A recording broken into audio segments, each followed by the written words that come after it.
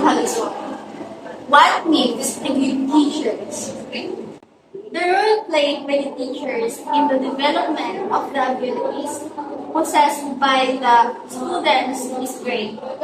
Their influence in society and in shaping the abilities of students will never be underestimated.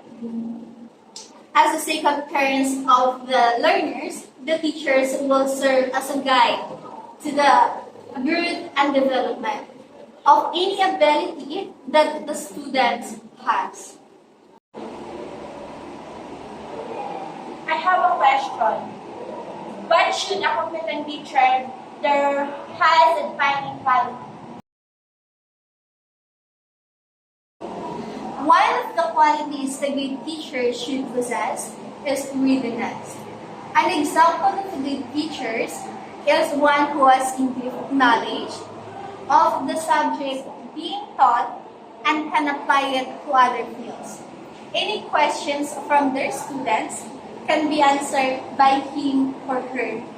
Aside from that, being impartial is one of the qualities that a good teacher should have. Students like teachers who treat them equally, no matter their social standing. He or she must view all students as being on an equal footing. If there is misunderstanding in class, neither party should take the initiative. Both sides should be heard. If teacher has a favorite students in the class, the students can clearly tell. For you, what makes a good teacher? A good instructor, in my opinion, be able to communicate effectively with others, especially young girls, as they are the ones they can talk to. Last but not the least, a good teachers need to have a lot of patience because that will tell if you are good or not.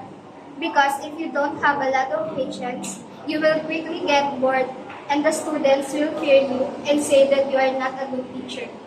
We are the second parents of the students, so we must also be able to listen to them. What about you, Miss? For me, the teachers are our second parent in school. They have responsibility for us to gain more knowledge in our daily life. The teacher needs to put his heart into teaching because only by doing that, the learners will feel their passion and their hard work. Another point that makes a good teacher is his or her patient toward the learners. To slowly teach them and encourage them to have extra effort in their study and give an example related to the topic. Like all good recipes, the ingredient for a teacher's success in the classroom are simple, easy to follow, and allow for personal interpretation to enhance the result. Primarily, a teacher's goal to motivate her students to reach beyond their grasp. Many children are keenly aware of their weaknesses, and special education students are particularly sensitive to being different. A good teacher helps the child realize her strengths and encourages and challenges the students to learn through those strengths. It is the day-to-day process of reaching this goal that the ingredients for making a good teacher come into play.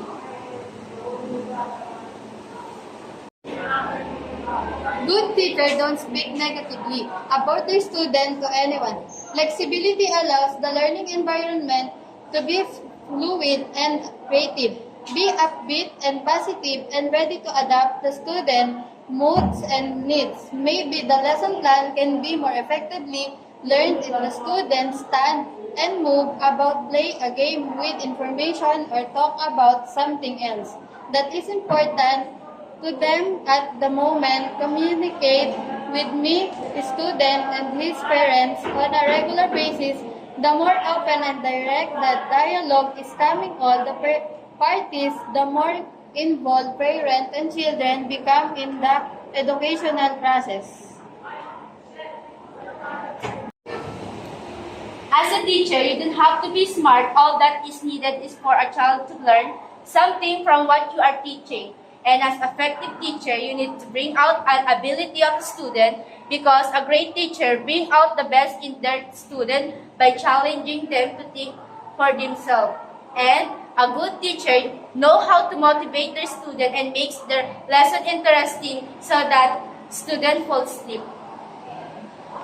Another quality a good teacher should possess is having a positive attitude, students' self-confidence, encourage if their teachers choose a good behavior to them, giving recognitions for giving the right answers, are not embarrassing students every time. If they have the wrong answer, will help especially for students to see their directions. The teacher needs to build a relationship and trust with the students. The great teacher is chill because of that. They enjoy how to teach. We can also share our experience being a student. Students have their own language, so the teacher guides them to know the right language. The teacher must know that the students have their own life, the outside of school. That is the different life between inside and outside. The school is the place which students know when they enter, when are they to learn. And the home is home, a place to relax. A good teacher needs to be a friend with the student for the relationship between the student and the teacher. Sometimes, the student has a problem, so the teacher or the second mother always there for the student to guide and to advise them. Teacher is a role model of the student, so we need to be a better person and we can inspire them below.